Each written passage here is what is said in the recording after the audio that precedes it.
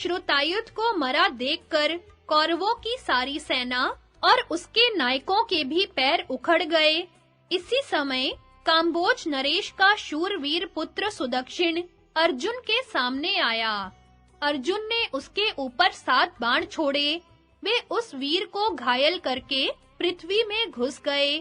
तब सुदक्षिण ने 3 बाणों से श्री कृष्ण को बींधकर 5 बाण अर्जुन पर छोड़े। अर्जुन ने उसका धनुष काटकर ध्वजा भी काट डाली और 2 अत्यंत पैने बाणों से उसे भी घायल कर दिया।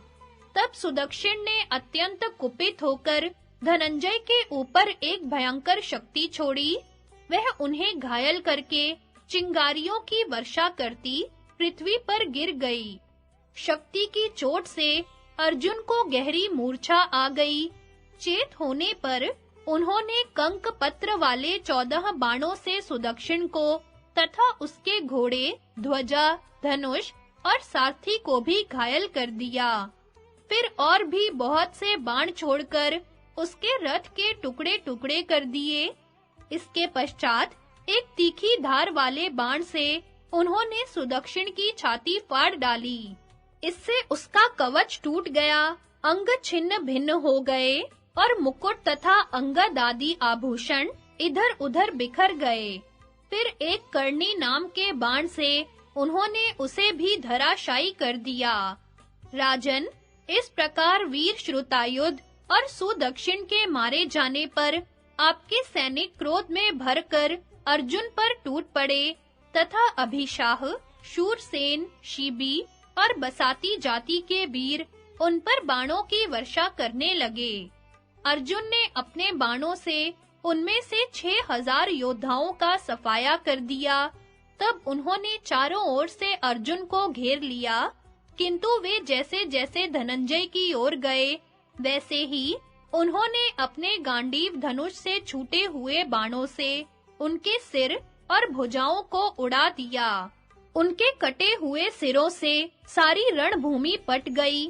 जिस समय वीर धनंजय उनका इस प्रकार संहार कर रहे थे, महाबली श्रुतायु और अच्युतायु उनके सामने आकर युद्ध करने लगे। उन दोनों वीरों ने उनकी दाईं और बाईं ओर से बाण बरसाना आरंभ किया और हजारों बाण छोड़कर उन्हें बिल्कुल ढक दिया। इसी समय श्रुतायु ने अत्यंत क्रोध में भरकर अर्जुन पर बड़े जोर से तोमर का वार किया। उससे घायल होकर वे एकदम अचेत हो गए। इतने में ही अच्युतायु ने उनके ऊपर एक अत्यंत तीक्ष्ण त्रिशूल फेंका। उसकी चोट ने अर्जुन के घाव पर नमक का काम किया और वे बहुत घायल हो जाने के कारण अपने रथ की ध्वजा के डंडे का सहारा लेकर बैठे रह गए। तब अर्जुन को मरा हुआ समझकर आपकी सारी सेना में बड़ा कोलाहल होने लगा। अर्जुन को अचेत देखकर श्री कृष्ण बड़े चिंतित हुए और अपनी मधुर वाणी से उन्हें सचेत करने लगे। उससे बल पाकर वे धीरे-धीरे होश में आने लगे। इस प्रकार मानो उनका यह नया जन्म ही हुआ। उन्होंने देखा श्री कृष्ण और उनका रथ बाणों से ढके हुए हैं तथा दोनों शत्रु सामने डटे हुए हैं। बस उन्होंने तुरंत ही इंद्रास्त्र प्रकट किया, उससे हजारों बाण निकलने लगे। उन्होंने उन दोनों वीरों पर वार किया और उनके छोड़े हुए बाण भी अर्जुन के बाणों से विदीर्ण होकर आकाश में उड़ने लगे। बात की बात में उनके बाणों से मस्तक और भुजाएं कट जाने के कारण वे दोनों महारथी धराशायी हो गए। इस प्रकार श्रुतायु और अच्युतायु का वध हुआ देखकर सभी लोगों को बड़ा आश्चर्य हुआ। इसके पश्चात अर्जुन उनके अनुयायी 50 रथियों को मारकर और भी अच्छे-अच्छे वीरों का संहार करते कौरवों की सेना की ओर बढ़े। श्रुतायु और अच्युतायु का वध हुआ देखकर उनके पुत्र नियतायु और दीर्घायु क्रोध में भरकर बाणों की वर्षा करते अर्जुन के सामने आए, किंतु अर्जुन ने अत्यंत कुपित होकर अपने बाणों से एक मुहूर्त में ही उन्हें यमराज के पास भेज दिया। हाथी जिस प्रकार कमल वन को खूंद डालता है, उसी प्रकार महावीर अर्जुन कौरवों की सेना को कुचल रहे थे। उस समय कोई भी क्षत्रिय वीर उन्हें रोक नहीं पाता था। इतने में ही गज सेना के सहित अंग देशीय, पूर्वीय, दक्षिणात्य और कलिंग देशीय राजाओं ने दुर्योधन की आज्ञा से उन पर आक्रमण किया, किंतु अर्जुन ने गांडीव से छोड़े हुए बाणों से तत्काल ही उनके सिर और भुजाओं को उड़ा दिया। इस युद्ध में अनेकों गजारोही मल्लेच्छ धनंजय के बाणों से बिंधकर धराशायी हो गए। अर्जुन ने अपने बाण जाल से सारी सेना को आच्छादित कर दिया और मुंडित, अर्धमुंडित, जटाधारी एवं दाढ़ी वाले आचारहीन मलेच्छों को अपने शस्त्र कौशल से काट-कूट डाला। उनके बाणों से बिंधकर वे सैकड़ों पर्वतीय योद्धा भयभीत होकर संग्राम भूमि से भाग उठे। इस प्रकार घोड़े, हाथी और रथों के सहित अनेकों वीरों का संहार करते हुए वीर धनंजय रणभूमि में विचर रहे थे। अब राजा अंबष्ठ ने उनकी गति को रोका। अर्जुन ने बड़ी फुर्ती से अपने तीखे बाणों से उसके घोड़ों को मार डाला और धनुष को भी काट गिराया। अंबष्ठ एक भारी गदा लेकर बार-बार अर्जुन और श्री कृष्ण पर चोट करने लगा। तब अर्जुन ने 2 बाणों से गदा के सहित उसकी दोनों भुजाएं काट डाली और एक बाण से उसका मस्तक भी उड़ा दिया। इस प्रकार वह मरकर धमाक से पृथ्वी पर जा पड़ा। दुर्योधन के उलाहना देने पर द्रोणाचार्य का उसे अभेद्य कवच पहनाकर अर्जुन के साथ युद्ध करने के लिए भेजना। संजय ने कहा, राजन, इस प्रकार जब अर्जुन सिंधु राज जयद्रथ का वध करने की इच्छा से द्रोणाचार्य और कृतवर्मा की सेनाओं को चीरकर व्यूह में घुस गए तथा उनके हाथ से सुदक्षिण और श्रुतायु का वध हो गया, तो अपनी सेना को भागती देखकर आपका पुत्र दुर्योधन अकेला ही अपने रथ पर चढ़ा हुआ बड़ी फुर्ती से द्रोणाचार्य के पास आया और कहने लगा, आचार्य, अर्जुन हमारी इस विशाल वाहिनी को कुचलकर भीतर घुस गया है। अब आप विचार करें कि हमें उसके नाश के लिए क्या करना चाहिए। हमें तो आपका ही सबसे बढ़कर भरोसा है। आग जिस प्रकार घास-फूस को जला डालती है, उसी प्रकार अर्जुन हमारी सेना का संहार कर रहा है। इस समय जयद्रथ की रक्षा करने वाले बड़े संदेह में पड़ गए हैं। हमारे पक्ष के राजाओं को पूरा विश्वास था कि अर्जुन जीते जी आपको लांघकर सेना में घुस नहीं सकेगा, परंतु मैं देखता हूँ वह आपके सामने ही व्यूह में घुस गया है। आज मुझे अपनी सारी सेना विकल और विनष्ट सी जान पड़ती है। सिंधु राज तो अपने घर को जा रहे थे। यदि आप मुझे यह वर न देते कि मैं अर्जुन को रोक लूंगा, तो मैं उन्हें कभी न रोकता। मैंने मूर्खता से आपकी रक्षा में विश्वास करके सिंधु राज को भी समझा बुझा दिया। मेरा विश्वास है कि मनुष्य यमराज की दाढ़ों में पड़कर भले ही बच जाए, किंतु रणभूमि में अर्जुन की हाथ में आकर जयद्रथ के प्राण किसी प्रकार बच नहीं सकते। अतः अब आप कोई ऐसा उपाय कीजिए जिससे सिंधु राज की रक्षा हो सके। मैंने घबराहट में कुछ अनुचित कह दिया हो तो उससे कुपित न होकर आप किसी प्रकार इन्हें बचाइए। द्रोणाचार्य ने कहा, राजन, मैं तुम्हारी बात को बुरा नहीं मानता। मेरे लिए तुम अश्वत्थामा के समान हो, किंतु जो सच्ची बात है वह मैं तुमसे कहता हूँ, ध्यान देकर सुनो। अर्जुन के सारथी श्री कृष्ण है और उनके घोड़े भी बड़े तेज हैं, इसलिए थोड़ा सा रास्ता मिलने पर भी वे तत्काल घुस जाते हैं। मैंने सभी धनुर्धरों के सामने युधिष्ठिर को पकड़ने की प्रतिज्ञा की थी। इस समय अर्जुन उनके पास नहीं है और वे अपनी सेना के आगे खड़े हुए हैं। इसलिए अब मैं व्यूह के द्वार को छोड़कर अर्जुन से लड़ने के लिए नहीं जाऊंगा। तुम कुल और पराक्रम में अर्जुन के समान ही हो और इस पृथ्वी के स्वामी हो, इसलिए अपने सहायकों को लेकर तुम अकेले अर्जुन से युद्ध करो, किसी बात का भय मत मानो। दुर्योधन ने कहा, आचार्य चरण, जो आपको भी लांघ गया, उस अर्जुन को मैं कैसे रोक सकूंगा? वह तो सभी शस्त्रधारियों में बढ़ा चढ़ा है। मेरे विचार से संग्राम में वज्रधर इंद्र को जीत लेना तो आसान है, किंतु अर्जुन से पार पाना सहज नहीं है। जिसने कृतवर्मा और आपको भी परास्त कर दिया, श्रुतायुध, सुदक्षिण, अंबष्ठ, श्रुतायु और अच्युतायु को नष्ट कर डाला और सहस्त्रों मलेच्छों का संहार कर दिया, उस शस्त्र कुशल दुर्जय वीर अर्जुन के मुकाबले में मैं कैसे युद्ध कर सकूंगा? द्रोणाचार्य बोले, कुरुराज, तुम ठीक कहते हो। अर्जुन अवश्य दुर्जय है, किंतु मैं एक ऐसा उपाय किए देता हूँ जिससे तुम उसकी टक्कर झेल सकोगे। आज श्री कृष्ण के सामने ही तुम अर्जुन से युद्ध करोगे। इस अद्भुत प्रसंग को आज सभी वीर देखेंगे। मैं तुम्हारे इस सुवर्ण के कवच को इस प्रकार बांध दूंगा कि जिससे बाण या दूसरे प्रकार के अस्त्रों का तुम्हारे ऊपर कोई असर नहीं होगा। यदि मनुष्यों के सहित देवता, असुर, यक्ष, नाग, राक्षस और तीनों लोग भी तुमसे युद्ध करने के लिए सामने आएंगे, तो भी तुम्हें कोई भय नहीं होगा। इसलिए इस कवच को धारण करके तुम स्वयं ही क्रोधातुर अर्जुन के साथ युद्ध करने के लिए जाओ।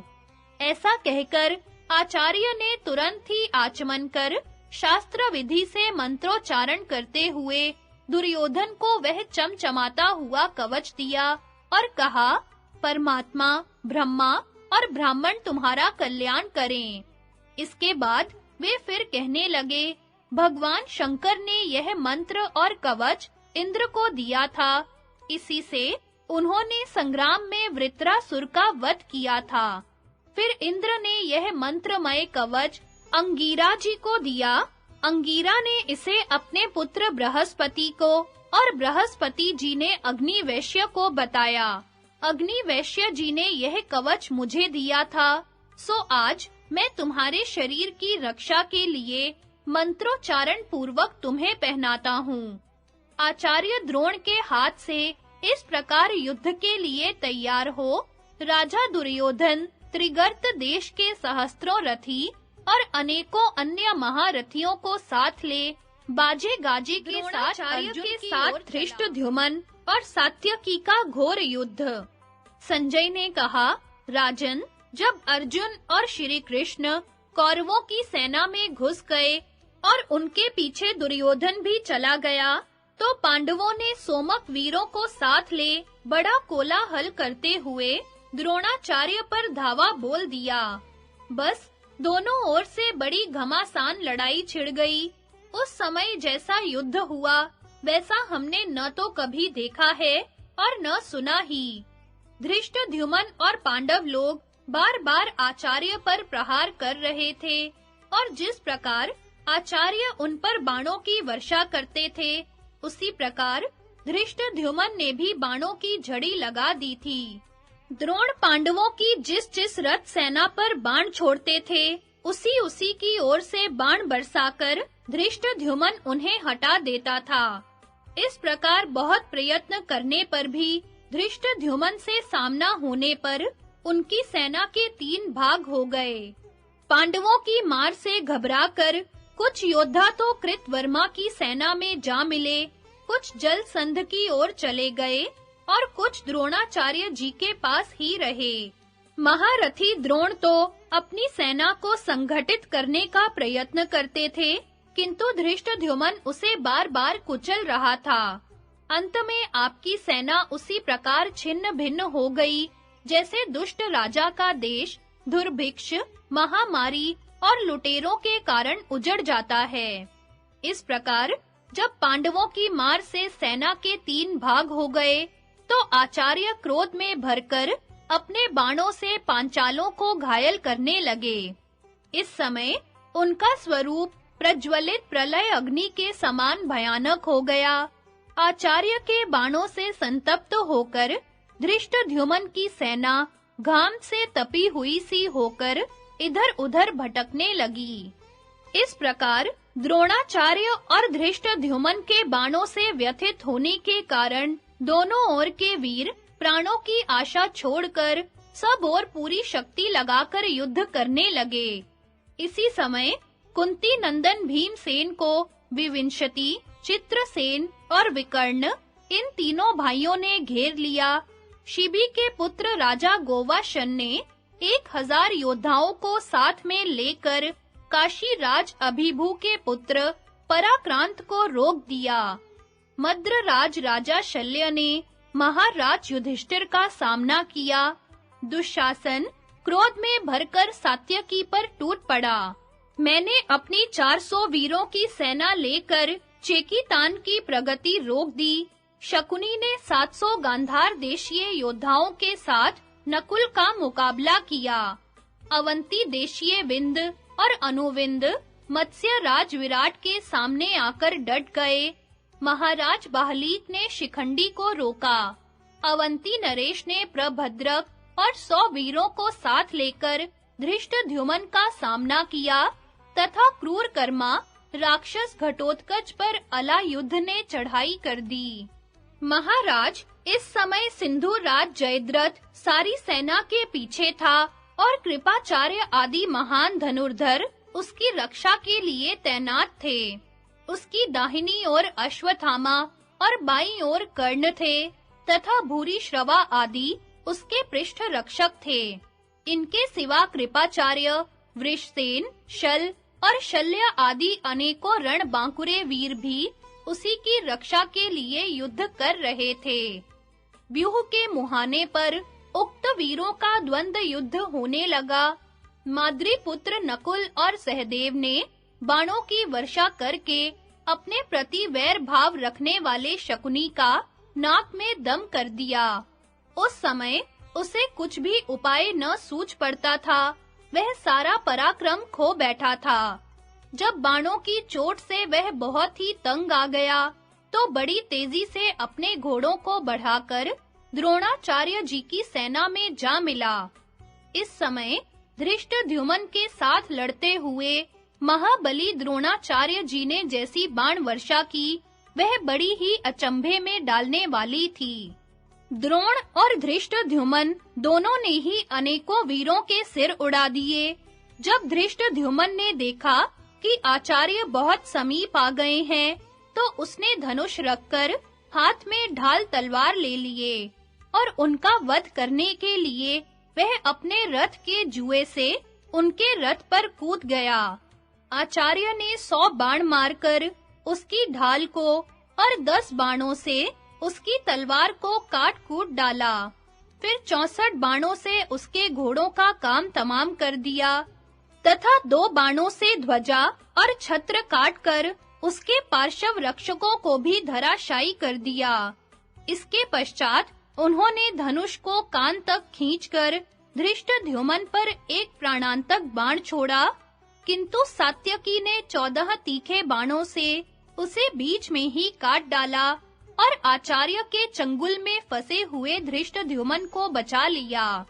इस प्रकार जब द्रोण के मुकाबले पर सात्यकी आ गया, तो पांचाल वीर धृष्टद्युम्न को रथ में चढ़ाकर तुरंत ही दूर ले गए। अब आचार्य ने सात्यकी के ऊपर बाण बरसाना आरंभ किया। सात्यकी के घोड़े भी बड़ी फुर्ती से द्रोण के सामने आकर डट गए। तब वे दोनों वीर परस्पर हजारों बाण छोड़ते हुए घोर युद्ध करने लगे। उन दोनों ने आकाश में बाणों का जाल सा फैला दिया और 10 दिशाओं को बाणों से व्याप्त कर दिया। बाणों का जाल फैल जाने से सब ओर घोर अंधकार छा गया तथा सूर्य का प्रकाश और वायु का चलना भी बंद हो गया। दोनों के शरीर खून में लथपथ हो गए। उनके छत्र और ध्वजाएं कटकर गिर गईं। वे दोनों ही प्राणांतक बाणों का प्रयोग कर रहे थे। उस समय हमारे और राजा युधिष्ठिर के पक्ष के वीर खड़े-खड़े द्रोण और सात्यकी का संग्राम देख रहे थे। विमानों पर चढ़े हुए ब्रह्मा और चंद्रमा आदि देवता तथा सिद्ध, चारण, विद्याधर और नागगण भी उन पुरुष सिंहों के आगे बढ़ने, पीछे हटने तथा तरह-तरह के शस्त्र संचालन के कौशल को देखकर बड़े आश्चर्य में पड़े हुए थे। इस प्रकार वे दोनों वीर अपने-अपने हाथ की सफाई दिखाते हुए एक दूसरे को बाणों से बींध रहे थे। इतने में ही सात्यकी ने अपने सुदृढ़ बाणों से आचार्य के धनुष बाण काट डाले। क्षण भर में ही द्रोण ने दूसरा धनुष चढ़ाया, किंतु सात्यकी ने उसे भी काट डाला। इसी प्रकार द्रोण जो धनुष चढ़ाते गए, सात्यकी उसी को काटता गया। इस तरह उसने उनके 100 धनुष काट डाले। यह काम इतनी सफाई से हुआ कि आचार्य कब धनुष चढ़ाते हैं तथा सात्यकी कब उसे काट डालता है, यह किसी को जान ही नहीं पड़ता था।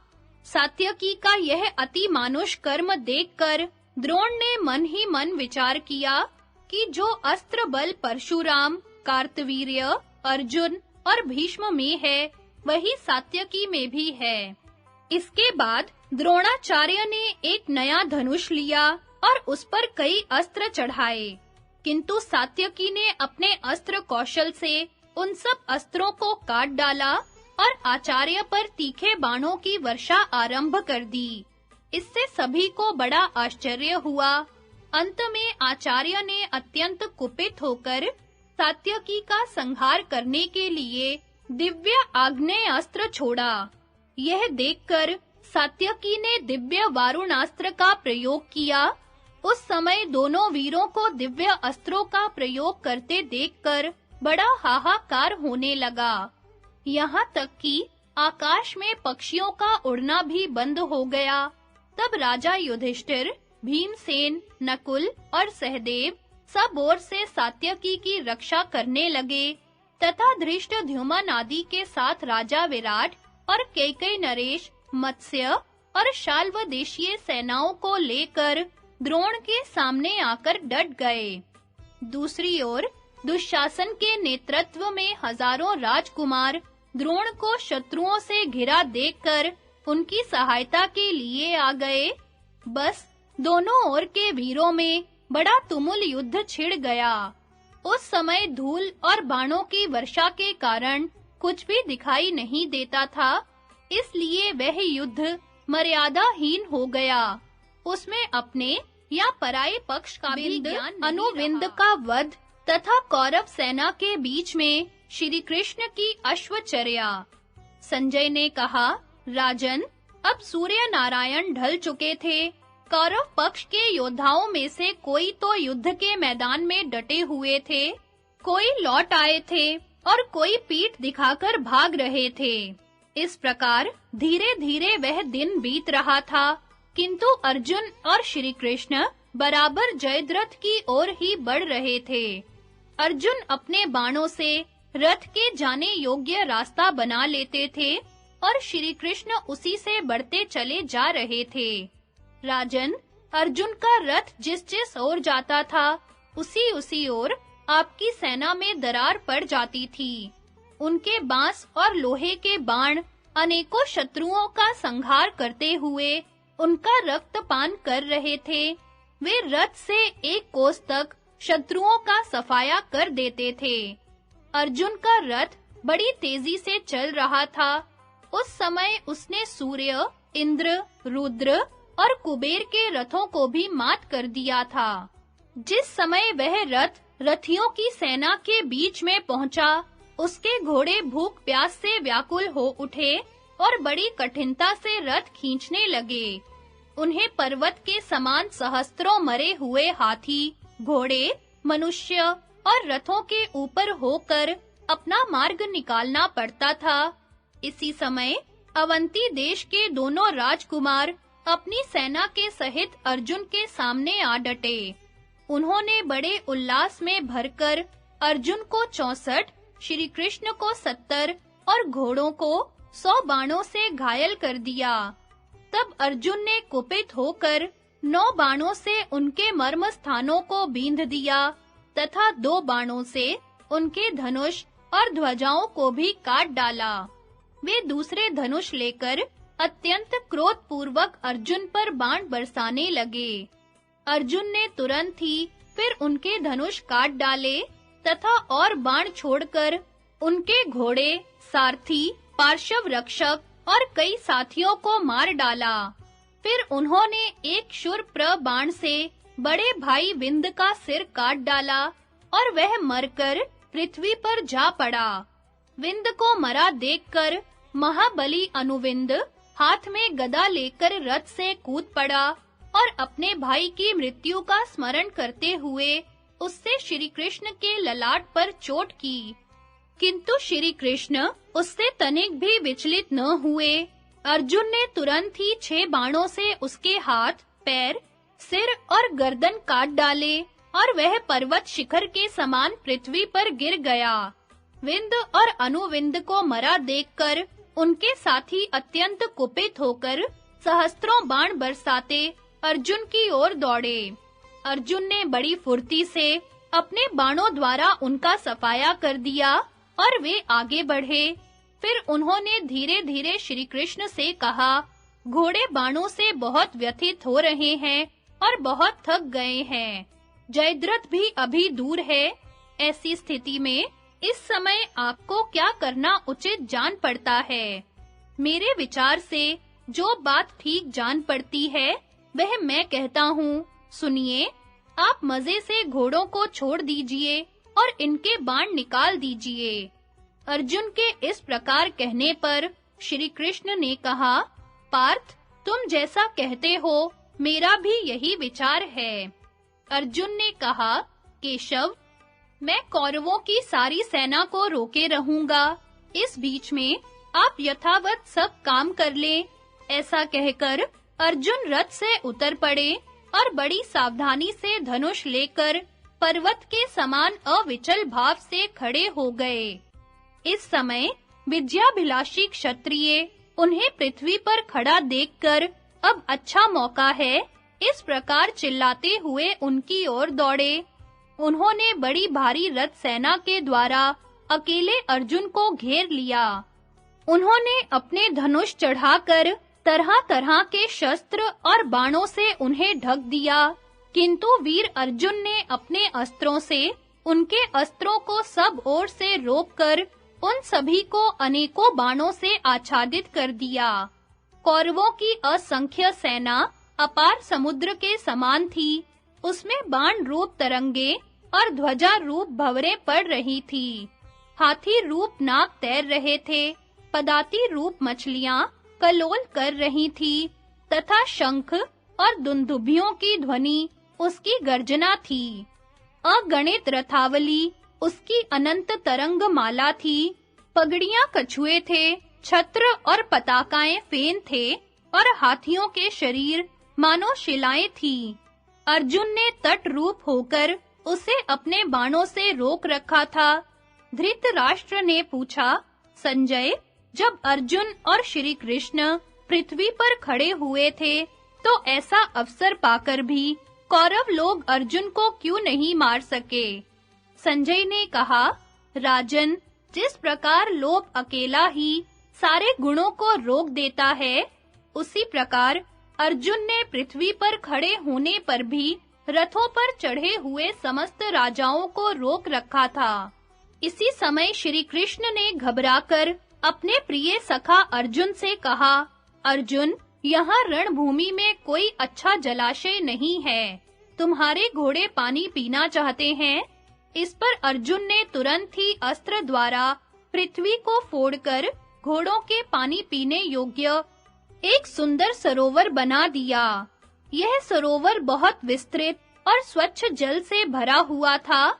एक क्षण में ही तैयार किए हुए उस सरोवर को देखने के लिए वहां नारद मुनि भी पधारे। इसमें अद्भुत कर्म करने वाले अर्जुन ने एक बाणों का घर बना दिया, जिसके खंबे, बांस और छत बाणों के ही थे। उसे देखकर श्री कृष्ण हंसे और बोले, खूब बनाया। इसके बाद वे तुरंत ही रथ से कूद पड़े और उन्होंने बाणों से बिंधे हुए घोड़ों को खोल दिया। अर्जुन का यह अभूतपूर्व पराक्रम देखकर सिद्ध, चारण और सैनिक लोग वाह-वाह की ध्वनि करने लगे। सबसे बढ़कर आश्चर्य की बात यह हुई कि बड़े-बड़े महारथी भी पैदल अर्जुन से युद्ध करने पर भी उन्हें पीछे न हटा सके। कमल नयन श्री कृष्ण मानो स्त्रियों के बीच में खड़े हो इस प्रकार मुस्कुराते हुए घोड़ों को अर्जुन के बनाए हुए बाणों के घर में ले गए और आपके सब सैनिकों के सामने ही निर्भय होकर उन्हें लिटाने लगे। वे अश्वचर्या में उस्ताद तो है ही, थोड़ी ही देर में उन्होंने घोड़ों के श्रम, गलानी, कंप और घावों को दूर कर दिया तथा अपने कर कमलों से उनके बाण निकालकर मालिश करके और पृथ्वी पर लिटाकर उन्हें जल पिलाया। इस प्रकार जब वे नहाकर, जल पीकर और घास खाकर ताजे हो गए, तो उन्हें फिर रथ में जोत दिया। इसके बाद वे अर्जुन के साथ फिर उस रथ पर चढ़कर बड़ी तेजी से चले। इस समय आपके पक्ष के योद्धा कहने लगे, अहो, श्री कृष्ण और अर्जुन हमारे रहते निकल गए और हम उनका कुछ भी न बिगाड़ सके। हमें धिक्कार है, धिक्कार है। बालक जैसे खिलौनों की परवाह नहीं करता, उसी प्रकार वे एक ही रथ में चढ़कर हमारी सेना को कुछ भी न समझकर आगे बढ़ गए। उनका ऐसा अद्भुत पराक्रम देखकर उनमें से कोई-कोई राजा कहने लगे, अकेले दुर्योधन के अपराध से ही सारी सेना, राजा धृतराष्ट्र और संपूर्ण भूमंडल नाश की ओर बढ़ रहे हैं, किंतु राजा धृतराष्ट्र की समझ में यह बात अभी तक नहीं बैठती। कौरव पक्ष के वीर जब इस प्रकार बातें कर रहे थे, तो सूर्य नारायण अस्ताचल की ओर ढल चुके थे।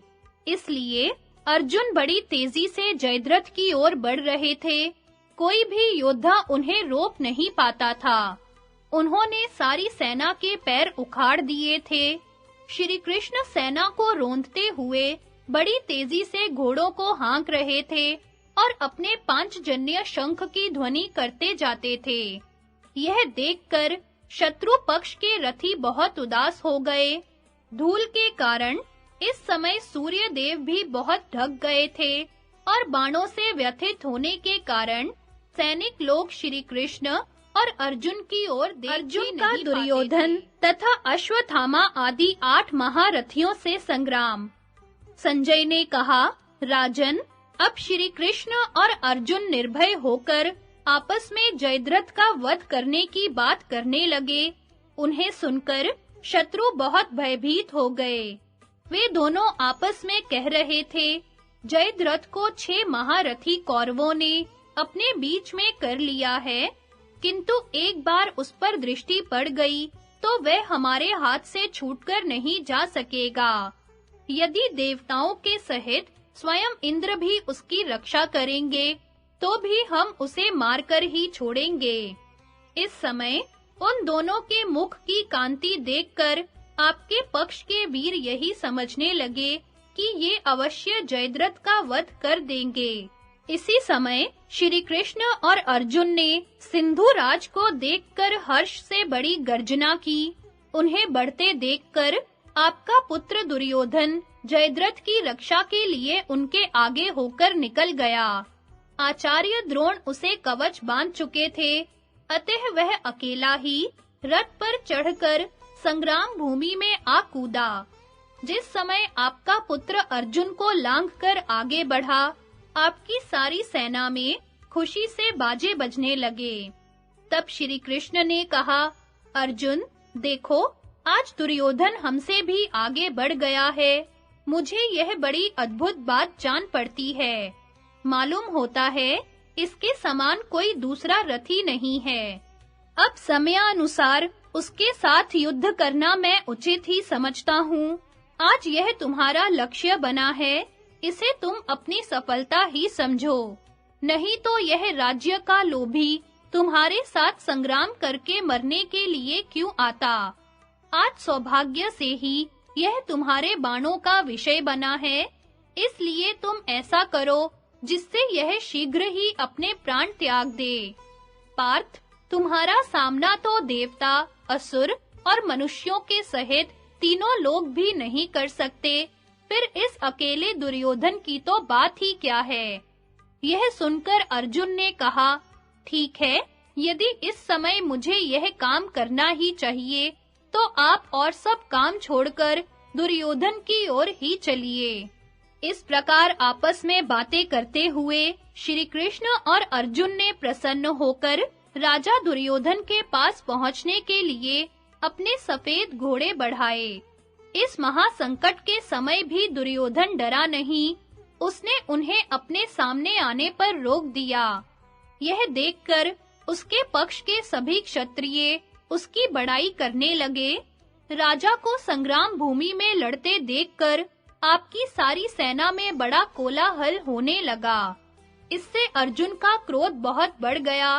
तब दुर्योधन ने हंसते हुए उन्हें युद्ध के लिए ललकारा। श्री कृष्ण और अर्जुन भी उल्लास में भरकर गरजने और अपने शंख बजाने लगे। उन्हें प्रसन्न देखकर सभी कौरव दुर्योधन के जीवन के विषय में निराश हो गए और अत्यंत भयभीत होकर कहने लगे, हाय, महाराज मौत के पंजे में जा पड़े। उनका कोलाहल सुनकर दुर्योधन ने कहा, डरो मत, मैं अभी श्री कृष्ण और अर्जुन को मृत्यु के पास भेजे देता हूँ। ऐसा कहकर उसने 3 तीखे तीरों से अर्जुन पर वार किया और 4 बाणों से उनके चारों घोड़ों को बींध दिया। फिर 10 बाण श्री कृष्ण की छाती में मारे और एक भल्ल से उनके कोड़े को काटकर पृथ्वी पर गिरा दिया। इस पर अर्जुन ने बड़ी सावधानी से उस पर 14 बाण छोड़े, किंतु वे उसके कवच से टकराकर पृथ्वी पर गिर गए। उन्हें निष्फल हुआ देखकर उन्होंने फिर 14 बाण छोड़े, किंतु वे भी दुर्योधन के कवच से लगकर जमीन पर जा पड़े। यह देखकर श्री कृष्ण ने अर्जुन से कहा, आज तो मैं यह अनोखी बात देख रहा हूँ। देखो, तुम्हारे बाण शिला पर छोड़े हुए तीरों के समान कुछ भी काम नहीं कर रहे हैं। पार्थ, तुम्हारे बाण तो वज्रपात के समान भयंकर और शत्रु के शरीर में घुस जाने वाले होते हैं, परंतु यह कैसी विडंबना है, आज इनसे कुछ भी काम नहीं हो रहा है। अर्जुन ने कहा, श्री कृष्ण, मालूम होता है दुर्योधन को ऐसी शक्ति आचार्य द्रोण ने दी है। इसके कवच धारण करने की जो शैली है, वह मेरे अस्त्रों के लिए भी अभेद्य है। इसके कवच में तीनों लोकों की शक्ति समाई हुई है। इसे एकमात्र आचार्य ही जानते हैं या उनकी कृपा से मुझे इसका ज्ञान है। इस कवच को बाणों द्वारा किसी प्रकार नहीं भेदा जा सकता। यही नहीं, अपने वज्र द्वारा स्वयं इंद्र भी इसे नहीं काट सकते। कृष्ण, यह सब रहस्य जानते तो आप भी हैं, फिर इस प्रकार प्रश्न करके मुझे मोह में क्यों डालते हैं? तीनों लोकों में जो कुछ हो चुका है, जो होता है और जो होगा, वह सभी कुछ आपको विदित है। आपके समान इन सब बातों को जानने वाला कोई नहीं है। यह ठीक है, दुर्योधन आचार्य के पहनाए हुए कवच को धारण करके इस समय निर्भय हुआ खड़ा है, किंतु अब आप मेरे धनुष और भुजाओं के पराक्रम को भी देखें। मैं कवच से सुरक्षित होने पर भी आज इसे परास्त कर दूंगा। ऐसा कहकर अर्जुन ने कवच को तोड़ने वाले मानवा अस्त्र से अभिमंत्रित करके अनेकों बाण चढ़ाए, किंतु अश्वत्थामा ने सब प्रकार के अस्त्रों को काट देने वाले बाणों से उन्हें धनुष के ऊपर ही काट दिया। यह देख अर्जुन को बड़ा आश्चर्य हुआ और उन्होंने श्री कृष्ण से कहा, जनार्दन, इस अस्त्र का मैं दोबारा उपयोग नहीं कर सकता, क्योंकि ऐसा करने पर यह अस्त्र मेरा और मेरी सेना का ही संहार कर डालेगा। इतने में दुर्योधन ने 9 बाणों से अर्जुन और श्री कृष्ण को घायल कर दिया तथा उन पर और भी अनेकों बाणों की वर्षा करने लगा। उसकी भीषण बाण वर्षा देखकर आपके पक्ष के वीर बड़े प्रसन्न हुए और बाजों की ध्वनि करते हुए सिंहनाद करने लगे। तब अर्जुन ने अपने काल के समान कराल और तीखे बाणों से दुर्योधन के घोड़े और दोनों पार्श्व रक्षकों को मार डाला। फिर उसके धनुष और दस्तानों को भी काट दिया। इस प्रकार उसे रथहीन करके 2 बाणों से उसकी हथेलियों को बींधा तथा उसके नखों के भीतरी मांस को छेद कर उसे ऐसा व्याकुल कर दिया कि वह भागने की चेष्टा करने लगा। दुर्योधन को इस प्रकार आपत्ति में पड़ा देखकर अनेकों धनुर्धर वीर उसकी रक्षा के लिए दौड़ पड़े। उन्होंने अर्जुन को चारों ओर से घेर लिया। जन समूह से घिर जाने और भीषण बाण वर्षा करने के कारण उस समय न तो अर्जुन ही दिखाई देते थे और न श्री कृष्ण ही। यहाँ तक कि उनका रथ भी आंखों से ओझल हो गया था। तब अर्जुन ने गांडीव धनुष खींचकर भीषण टंकार की और भारी बाण वर्षा करके शत्रुओं का संहार करना आरंभ कर दिया। श्री कृष्ण उच्च स्वर से पांचजन्य शंख बजाने लगे। उस शंख के नाद और गांडीव की टंकार से भयभीत होकर बलवान और दुर्बल सभी पृथ्वी पर लौटने लगे तथा पर्वत, समुद्र, द्वीप और पाताल के सहित सारी पृथ्वी गूंज उठी। आपकी ओर के अनेकों वीर श्री कृष्ण और अर्जुन को मारने के लिए बड़ी फुर्ती से दौड़ आए। भूरिश्रवा, शल, कर्ण, वृषसेन, जयद्रथ, कृपाचार्य, शल्य और अश्वत्थामा इन 8 वीरों ने एक साथ ही उन पर आक्रमण किया। उन सबके साथ राजा दुर्योधन ने जयद्रथ की रक्षा के उद्देश्य से उन्हें चारों ओर से घेर लिया। अश्वत्थामा ने 73 बाणों से श्री कृष्ण पर और 3 से अर्जुन पर वार किया तथा 5 बाणों से उनकी ध्वजा और घोड़ों पर भी चोट की। इस पर अर्जुन ने अत्यंत कुपित होकर अश्वत्थामा पर 600 बाण छोड़े तथा 10 बाणों से कर्ण और 3 से वृषसेन को बींधकर राजा शल्य के बाण सहित धनुष को काट डाला।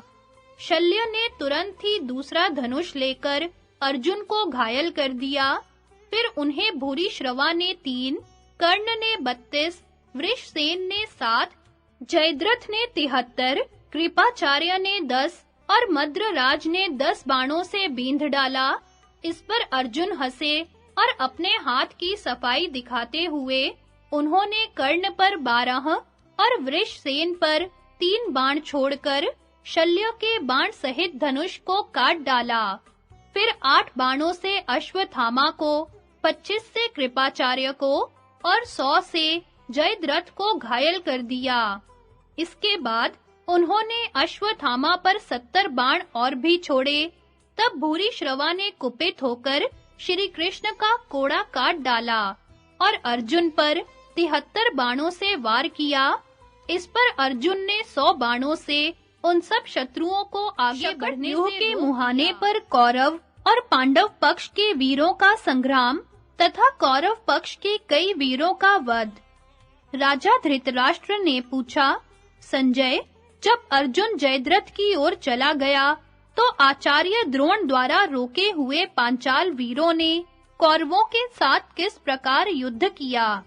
संजय ने कहा, राजन, उस दिन दोपहर के बाद कौरव और पांचालों में जो रोमांचकारी युद्ध हुआ, उसके प्रधान लक्ष्य आचार्य द्रोण ही थे। सभी पांचाल और पांडव वीर द्रोण के रथ के पास पहुंचकर उनकी सेना को छिन्न-भिन्न करने के लिए बड़े-बड़े शस्त्र चलाने लगे। सबसे पहले कैकेयी महारथी बृहत क्षत्र पैने-पैने बाण बरसाता हुआ आचार्य के सामने आया। उसका मुकाबला सैकड़ों बाण बरसाते क्षेमधूर्ति ने किया। फिर चेदी राज धृष्टकेतु आचार्य पर टूट पड़ा। उसका सामना वीर धनवा ने किया।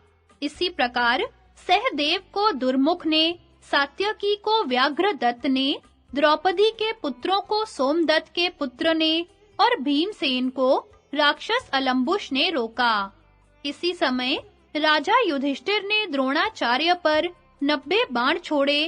तब आचार्य ने सारथी और घोड़ों के सहित उन पर 25 बाणों से वार किया, परंतु धर्मराज ने अपने हाथ की फुर्ती दिखाते हुए उन सब बाणों को अपनी बाण वर्षा से रोक दिया। इससे द्रोण का क्रोध बहुत बढ़ गया। उन्होंने महात्मा युधिष्ठिर का धनुष काट डाला और बड़ी फुर्ती से हजारों बाण बरसाकर उन्हें सब ओर से ढक दिया। इससे अत्यंत खिन्न होकर धर्मराज ने वह टूटा हुआ धनुष फेंक दिया तथा एक दूसरा प्रचंड धनुष लेकर आचार्य के छोड़े हुए सहस्त्रों बाणों को काट डाला। फिर उन्होंने द्रोण के ऊपर एक अत्यंत भयानक गदा छोड़ी और उल्लास में भरकर गर्जना करने लगे। गदा को अपनी ओर आते देख आचार्य ने ब्रह्मास्त्र प्रकट किया। वह गदा को भस्म करके राजा युधिष्ठिर के रथ की ओर चला। तब धर्मराज ने ब्रह्मास्त्र से ही उसे शांत कर दिया तथा 5 बाणों से आचार्य को बींधकर उनका धनुष काट डाला। तब द्रोण ने वह टूटा हुआ धनुष फेंककर धर्मपुत्र युधिष्ठिर पर गदा फेंकी। उसे अपनी ओर आते देख धर्मराज ने भी एक गदा उठाकर चलाई। वे गदाएं आपस में टकरा उठी, उनसे चिंगारियां निकलने लगीं और फिर वे पृथ्वी पर जा पड़ी। अब द्रोणाचार्य का क्रोध बहुत ही बढ़ गया। उन्होंने 4 पैने बाणों से युधिष्ठिर के घोड़े मार डाले।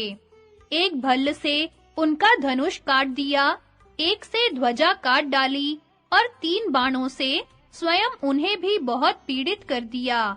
घोड़ों के मारे जाने से महाराज युधिष्ठिर बड़ी फुर्ती से रथ से कूद पड़े और सहदेव के रथ पर चढ़कर घोड़ों को तेजी से बढ़ाकर युद्ध के मैदान से चले गए।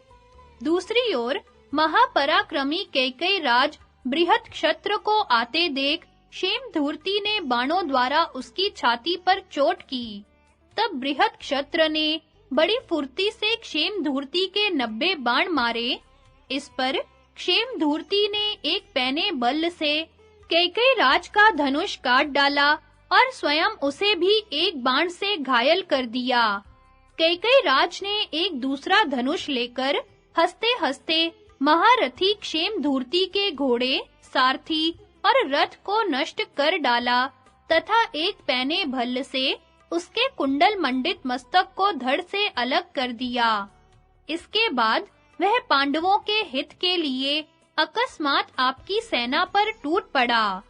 चेदी राज धृष्टकेतु को वीर धनवा ने रोका था। वे दोनों वीर आपस में भिड़कर सहस्त्रों बाणों से एक दूसरे को घायल कर रहे थे। तब वीर धनवा ने कुपित होकर एक भल्ल से धृष्टकेतु के धनुष के 2 टुकड़े कर दिए। चेदी राज ने उसे फेंककर एक लोहे की शक्ति उठाई और उसे दोनों हाथों से वीर धनवा पर फेंका। उसकी भयंकर चोट से वीर धनवा की छाती फट गई और वह रथ से पृथ्वी पर गिर गया। दूसरी ओर दुर्मुख ने सहदेव पर 60 बाण छोड़े और बड़ी भारी गर्जना की। इस पर सहदेव ने हंसते-हंसते उसको अनेकों तीखे बाणों से बींध डाला। दुर्मुख ने उसके 9 बाण मारे। तब सहदेव ने एक भल्ल से दुर्मुख की ध्वजा काट डाली। 4 पैने बाणों से चारों घोड़े मार दिए और एक अत्यंत तीखे तीर से उसका धनुष काट डाला। इसके बाद उसने उसके सारथी का भी सिर उड़ा दिया तथा 5 बाणों से स्वयं उसको घायल कर दिया। तब दुर्मुख अपने अश्वहीन रथ को छोड़कर निर्मित्र के रथ पर चढ़ गया। इस पर सहदेव ने कुपित होकर एक भल्ल से निर्मित्र पर प्रहार किया। इस पर त्रिगर्त राज का पुत्र निर्मित्र रथ की बैठक से नीचे गिर गया। राजपुत्र निर्मित्र को मरा देखकर त्रिगर्त देश की सेना में बड़ा हाहाकार होने लगा। इसी समय दूसरी आश्चर्य की बात यह हुई कि नकुल ने एक क्षण में ही आपके पुत्र विकर्ण को परास्त कर दिया। सेना के दूसरे भाग में व्याघ्रदत्त अपने तीखे बाणों से सात्यकी को आच्छादित कर रहा था। सात्यकी ने अपने हाथ की सफाई से उन सबको रोक दिया तथा अपने बाणों द्वारा ध्वजा, सारथी और घोड़ों के सहित व्याघ्रदत्त को भी धराशायी कर दिया। उस मगध राजकुमार का वध होने पर मगध देश के अनेकों वीर सहस्त्रों बाण, तोमर, भिंदीपाल, प्रास, मुदगर और मूसल आदि शस्त्रों का वार करते हुए सात्यकी के साथ युद्ध करने लगे।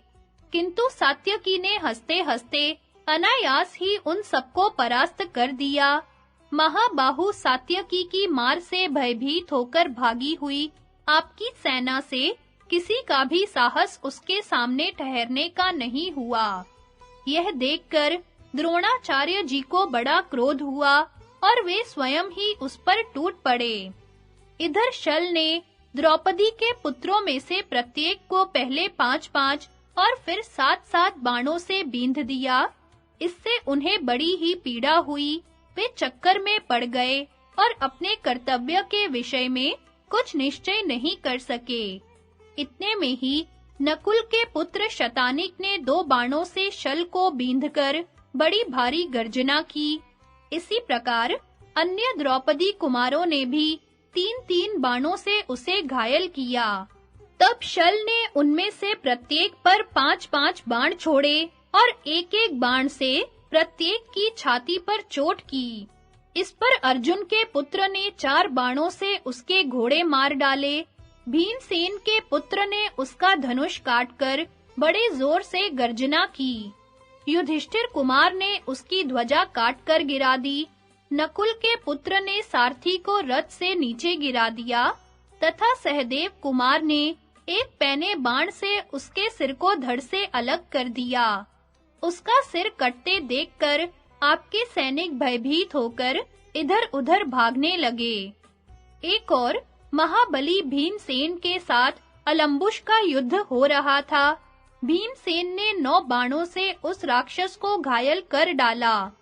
तब वह भयानक राक्षस भीषण गर्जना करता हुआ भीमसेन की ओर दौड़ा। उसने उन्हें 5 बाणों से बींधकर उनकी सेना के 300 रथियों का संहार कर दिया।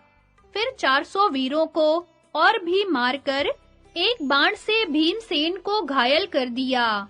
उस बाण से महाबली भीम के गहरी चोट लगी और वे अचेत होकर रथ के भीतर ही गिर गए।